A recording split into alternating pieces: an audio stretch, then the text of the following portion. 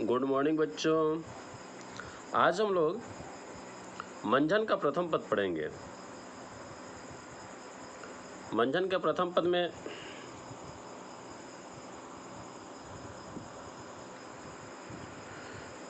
सबसे पहले शब्दार्थ तुम लोग देख लो। प्रेम, प्रेम, प्रेम, प्रेम का शाब्दिक अर्थ क्या होगा? प्रेम। अमौलिक, अमौलिक का मतलब हुआ अमूल्य, जिसका मूल्य न दिया जा सके। नग, नग का मतलब हुआ कीमती पत्थर। इसके बाद जेही जिया, जेही, जेही मतलब होता है जिसको। जियाम, लिखते जाना लिखते जाना। रफ की कॉपी निकाल लो। फिर से एक बार बोल देता हूँ, रफ की कॉपी निकालो। वीडियो को रुको, वीडियो चालू किया होगा, कॉपी निकल गया होगा। चलो नोट करो। प्रेम, प्रेम का मतलब प्रेम। अमौलिक, अमूल्य। नग, कीमती पत्थर, जो अंगूठी में पहना जाता है ना, अंगूठी में लगा हुआ रहता है नग। जेही, जेही मतलब जिसको। जियम, जियम मतलब आत्मा। प्रेम हो गया। ध्वनि जानते ही हो, धन्य, अवतारा, अवतरण होना या प्रकट होना।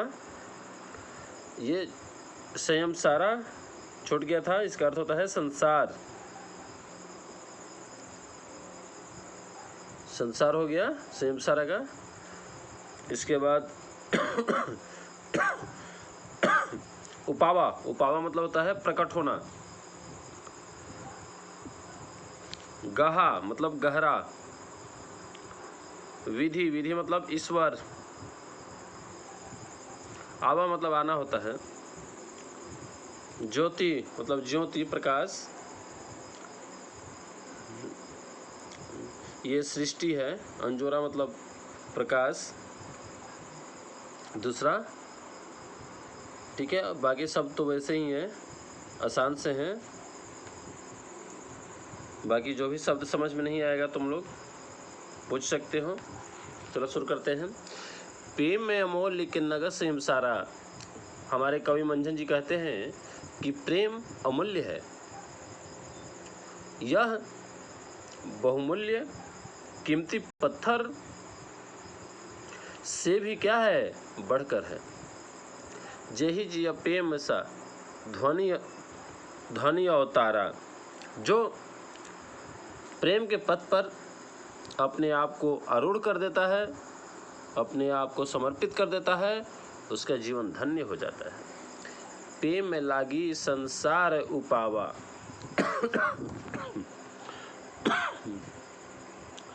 जिसके हृदय में प्रेम का संचरण होता है, उसका जीवन धन्य हो जाता है। प्रेम के कारण ही ईश्वर इस संसार में क्या होते हैं? प्रकट होते हैं। प्रेम में गहा विधि प्रगट आवा। प्रेम ज्योति सम सृष्टि अंजोरा। प्रेम की ज्योति से पूरा संसार क्या है? प्रकाशमय है। दो शरण आव प्रेम पर जोरा। ये कहते हैं कि किसी अन्य भाव से नहीं, बल्कि प्रेम के सहारे ही यह संभव है। क्या संभव है? ईश्वर की प्राप्ति। बिरुला कोई जाके सिर भागू, सो पावई यह प्रेम सुहागू। ये कहते हैं कि शायद ही कोई ऐसा व्यक्ति होता है जिसको यह भाता है, भाता है नहीं, बल्कि जो भाग्यवान व्यक्ति होता है वही प्रेम करने का उसे सौभाग्य प्राप्त होता है। ठीक है। शब्द ऊंच चारी हूँ जुगबान बाजा, आ प्रेम पंथ सिर देई सो राजा। ये कहते हैं कि प्रेम को ही जो अपना सर्वस्व मान लेता है वह पूज्य और महान हो जाता है, अथवा महान हो जाता है। प्रेम में हाट चहुदिशी है पसरी, गए बनी जाओ जे लोई। ये कहते हैं कि प्रेम का जो हाट बाजार है वह चारों दिशा में, पूरे संसार में बिछा हुआ है। पसरी गए बनी जाओ जे लोई। जो सफल व्यापारी के समान इसे प्राप्त करना चाहता है, उसे प्रेम स्वरूप की प्राप्ति अवश्य होती है। लाह औ फल गाह के जनि डहकावे कोई। इसमें किसी को भ्रमित करने या करने की ज़रूरत नहीं है। ये हो गया हमारा सरलार्थ। अब हम लोग चलते हैं इसका भवार्थ करते हैं। सरलार्थ का मतलब हुआ सरल धन अर्थ, अर्थात उसके जो शब्द हैं, दोहा छंद चौपाई जो भी है, उसके जो शब्द हैं उसको हूबहू अर्थ में ढाल देना सरलार्थ है। भवार्थ, भवार्थ का मतलब हुआ कि उसका भाव क्या हुआ। भावार्थ में ये जरूरी नहीं है कि उनके शब्दों का शाब्दिक अर्थ ही आए। प्रेम अमौलिक डॉट डॉट डॉट डहकावे कोई का भावार्थ। ये पंक्तियां मंझन द्वारा रचित प्रथम पद से उद्धत है। इन पंक्तियों के माध्यम से प्रेम के महत्व अथवा विशेषता पर प्रकाश डाला गया। कवि का मानना है कि प्रेम जीवन का अमूल्य साधन है, जिसके सहारे मनुष्य अमरता प्राप्त कर लेता है। प्रेम मार्ग ईश्वर तक पहुंचने का एक साधन है। जो प्रेम रस को चख लेता है उसका जीवन धन्य हो जाता है। ईश्वर प्रेम का भूखा होता है, न कि किसी वस्तु या दिखावे का।